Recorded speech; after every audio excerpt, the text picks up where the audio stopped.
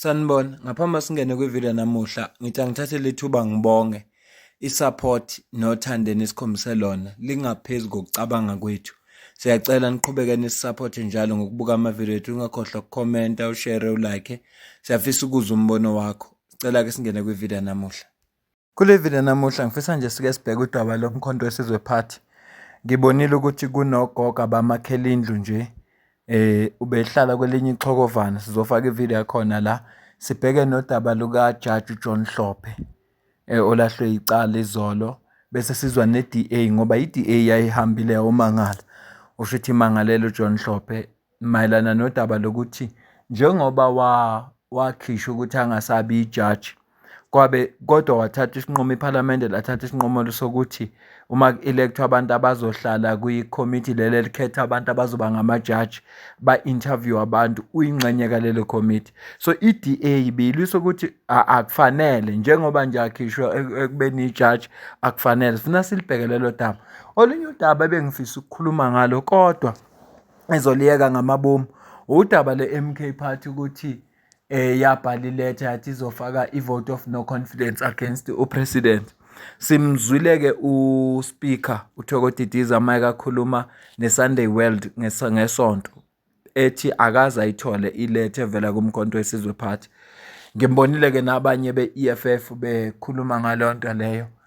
Ngacabanga ukuyenza ivideo, ngabuye ngathi angingayenzi ivideo, kodwa ngifisa ukusho ngikucabangayo nje ngoba ivideo yakhona ngeke ngize ngiyenze mayelana nalolo daba.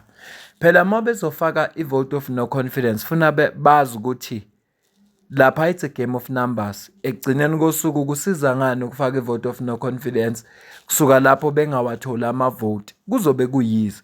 Ngiyacabangela ukuthi mhlambe bathule babuka ukuthi uma ngabe befuna ukwenza lokho ufuna bashele i-EFF ihambisane nabo, bashele i-DA ihambisane nabo, namanye ama-political parties ukuze bezoba ne-majority.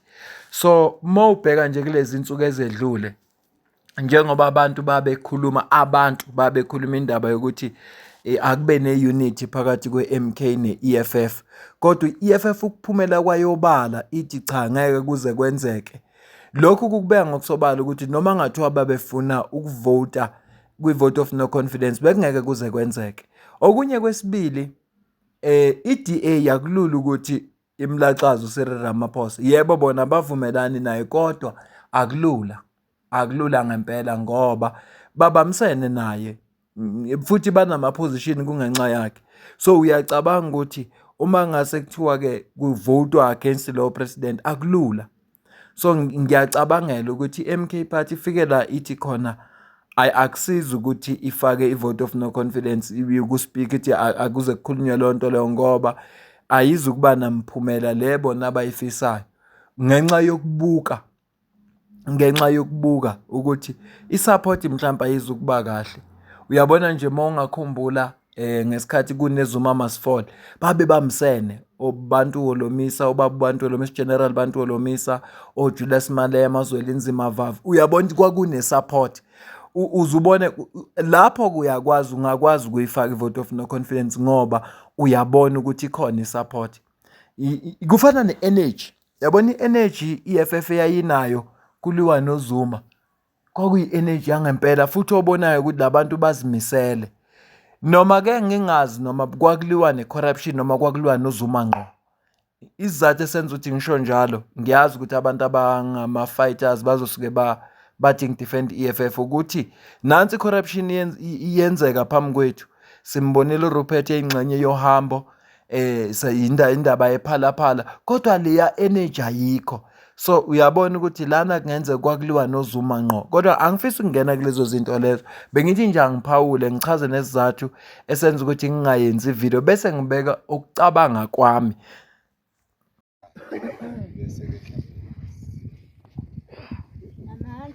Awethu. Ngiyazibangela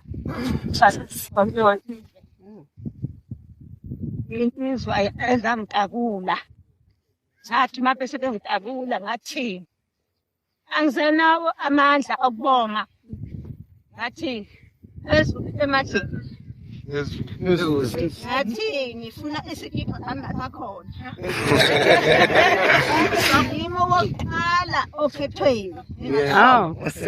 Ningangishiyi. Ngoba phela uJesu wami ningivusile emathuneni. Ngiyaseka ngudala. Ona-ke lapha encwadini esithi phakamisa amehlo ey'ntabeni ngoba uyolithola usizo lami. Ngiyabonga namhlanje sengizohlala ezindlini zabelungu. Ngiphume odakeni. Udaka sengiyakesabe-ke ngithanda udaka. Kodwa zathi mazinika izindlu lapha ekhaya ebusuku enye yawa ntambama yina. Enye yawa ngo-1 ebusuku. Wathi umsuku 1. Gogo yini ewayo yindlu ngathi mina yawa ntambama.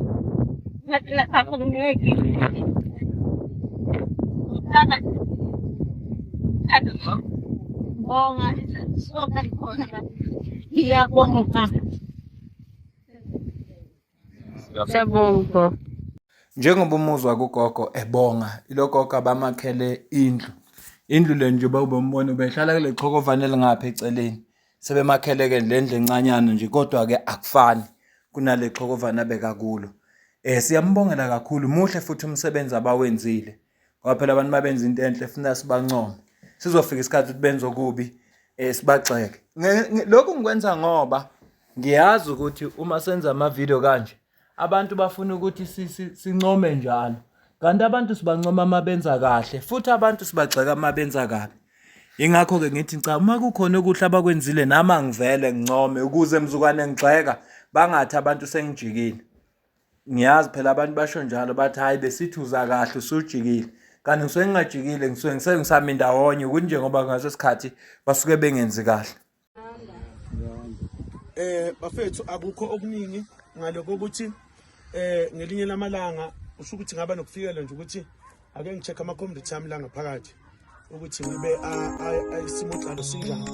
Nibona ngivala ivolume nje ngibalekela inkinga ye-copyright ngoba kuno-music la kodwa nje bengithi angikukhombise lokho okwenzekayo lapha abakwenzile bamakhele kugogo. Ingakho ngithi nje asiqhubeke sincome ngoba kuhle lokho abakwenzile.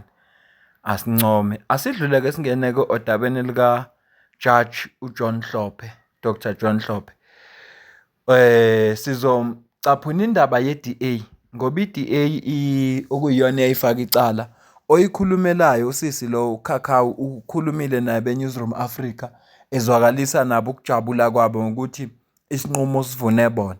Ngicela ukukucaphunela yena-ke uze ukuthi uthini. Asazi noma umkhonto wesizwe phathi uzodlulela phambili na ufake i-appeal mayelana nesinqumo lesi kasazi sizozwa-ke makulokhu hamba iy'nsuku kodwa ngicela uzwe la. Hello, Arabile. Thank you for having me, and hello to your viewers here at Newsroom. The sense is one that we welcome as the Democratic Alliance, and I think the rest of South Africa also welcomes, because this is a victory. It's not only a victory for the judicial system, not only a victory for the way Parliament is supposed to look at itself and conduct itself moving forward, but it's certainly a victory for the people of South Africa. People of South Africa who need a representation that is sober in all levels of representation. And so we're very happy that it is section 165 of the Judicial Authority that's found in Chapter 8 of the Constitution of the Republic of South Africa. Subsection 4 of it makes it very clear that organs of the state, I want to read it here, organs of the state, through legislative and other measures, must assist and protect the courts to ensure the independence, impartiality, dignity, accessibility, and effectiveness of the court. And this is the grounds upon which we have argued as the Democratic Alliance that we cannot have a former judge who's impeached because of his misconduct that has been proven in tampering with the outcomes and the dealings of the court, serving in a Judicial Service Commission, a commission that is very important, that deals with important matters such as the appointment of other judges across the land. So it is a victory that we are happy and welcome as the Democratic Alliance, and we're happy that we've fought in the right direction.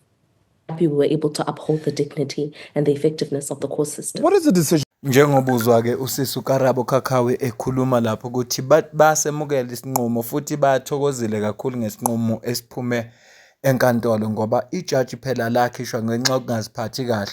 Sizwa kuthiwa wayi-influencer amanye amajaji lapha ecaleni lalithinta uJacob Zuma ngo-2008 Anginalwazi-ke lodaba lakhona, bengithi angikulethele nje ukuthi kunesinqumo esinje esiphumile. Sizomcaphuna okokugcina sesilobe bese siyayivala ividiyo. Kodwa nje ufuna ukwazi ukuthi bengifisa ukwazisa ukuthi icala limlahlile uJaji uJohn Hlophe lela bekamangalelwe kulo iDA. Like this, however, say perhaps to Parliament, because it's the acting of Parliament that even created this to begin with, and of course then having to take it to courts ultimately to then be reversed. What does this say to Parliament, do you think? It says Parliament must understand that it does not live in isolation to this book, Arabile. The Constitution of the Republic of South Africa is the supreme gospel law that governs the workings of Parliament. So any decision that Parliament takes must be consistent with the provisions of the court. Yes, of this Constitution. Yes, we never imagined that we would have a disgraced judge moving from one arm of state, being the judicial arm of state, and now participating in democratically in the legislative arm of state. But even that as it is, of making sure that it conducts its way, it weighs in its orders or its affairs in a way that is consistent with the Constitution. We didn't even need to go to court for Parliament to know that there is such a provision in the Constitution of the Republic, given that they are there to uphold the Constitution and give effect to it. So we're happy, and we also understand that in the past, Parliament has had a very lazy approach to how it upholds the Constitution, given the majority authoritarian rule of the ANC in the past. But gone are those days now. We're never going to have a Parliament again where people get to hear from Luthuli House what they must think and whether it's inconsistent, even if it's inconsistent with the Constitution. Parliament must now be able to take ownership of the fact that they were wrong in not applying themselves properly as far as the Constitution is concerned, and make sure that we don't have the same problem moving forward. But as far as the Democratic Alliance's participation in this case is concerned, we're elated that the rule of law has been upheld. Kuningi kakhulu kusisakushilo kodwa kuhamba phambili nje ukuthi njenge-Democratic Alliance bayabeka izathu zabo ukuthi bafisa ukuthi iParliament lazi ukuthi aliziphethe nje futhi funa lenze izinto ngokuhambelana nomthetho. Akufanelanga lenze izinto kube sengathi liziphethe lona. Ngoba ubuzile ukuthi kusho ukuthini lokho kwiParliament, iParliament lithatha isinqumo, but no, iParliament funa lona lithatha isinqumo kodwa lazi ukuthi leso sinqumo leso akufanelanga siphambane neConstitution. Yingakho ke bona njenge-Democratic Alliance baye enkantolo ukuze kwaze ukuthi lolu daba lolu likhulunywe khona, ifike inkantolo ibeke njengoba inkantolo ithe cha kwakungekho semthethweni akuvumelekile njengoba nje ayisekhishiwe ukuthi angasabi yijaji. Akufanele ke manje participate kwi-committee leli elect amajaji. Ngicabanga ukuthi kuyazwakala lokho. Yinokho nje bengithi angikulethe namuhla ukwazi mayelana nedaba likaJaji uJohn Hlophe ukuthi kwenzakaleni enkantolo. Sizoqhubeka ke sililandele udaba lakhona, sizozwa ngabo ukuthi banquma ukuthini. Okunye futhi former president Jacob Zuma uzovela enkantolo ngicabanga ngoLwesine odabeni elithinta i-arms deal. Uzovela ngoLwesine. Angazi ukuthi uzokhuluma nini, ukuthi uzo-addressa angazi noma amalunga noma imedia, angazi uzobe khuluma nini, kodwa ngiyibonile nje indaba enjalo. Asazi noma namuhla noma kukusasa sizozwa khona ukuthi utheni bese nginazisa. Bengithi nje angikulethele lezi ndaba ngalo kwalokho mina nawe sidibane kwivideo elandelayo. Cela ungakhohlwa ukusubscribe, ushare, ulike, ucomment. Ngiyafisa ukubuza umbono wakho. Ungasupporta ngokujoin membership, ungasupporta futhi ngokusidonatela noma ngamalini, ikhona i-account kwi-comment ephiniwe. Ngiyabonga.